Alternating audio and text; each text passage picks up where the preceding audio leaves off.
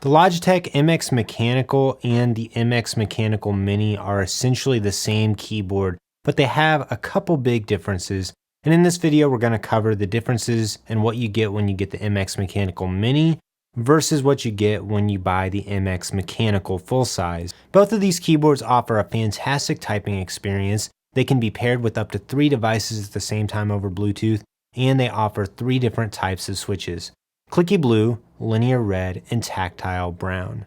The main differences in these keyboards are the position of the arrow keys, the function keys, the size of the keys to the right of the spacebar, and the number pad and dedicated device switching buttons. Both of these keyboards include a USB-C to USB-A cable and a Logitech Bolt receiver, so you can use them even if you don't have Bluetooth available on your computer. They both provide a great typing experience whether you're using Windows, Mac, or an iPad with them. In terms of battery life and power, they both use USB-C to recharge, and they both offer around 10 months of battery with the backlight off or 15 days with the backlight on.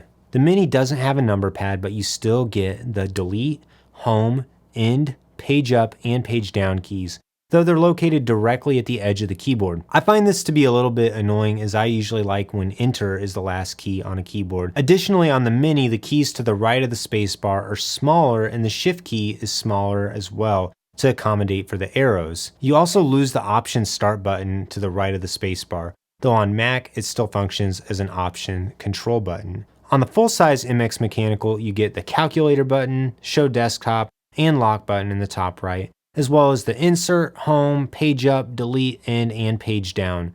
All of these keys, except for delete, can be reprogrammed to do whatever you want to do using the Logi Options Plus app. So this is a really cool way that you get more customization using the full-size MX Mechanical. On the full-size MX Mechanical, you also get 3 dedicated device switching buttons, which is really nice because on the Mechanical Mini, F1 through F3 are reserved for the device pairing buttons, so you can't reprogram what they do, and you also lose things like screen brightness being adjusted directly from the keyboard without reprogramming what a different button does.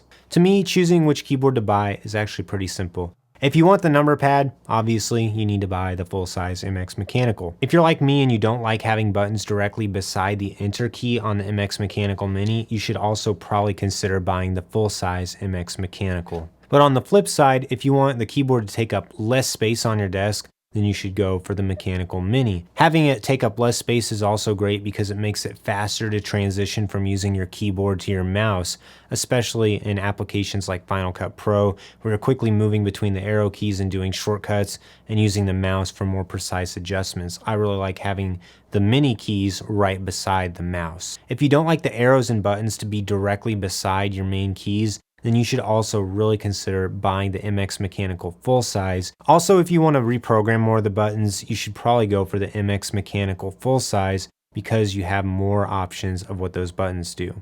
And if you're really annoyed with losing F1 through F3 and the brightness keys, then also buy the full-size MX Mechanical. So the price on these 2 keyboards is very similar. You just need to ask yourself those few questions that we just went over to determine which keyboard is right for you. I have links for both of these keyboards in the description below.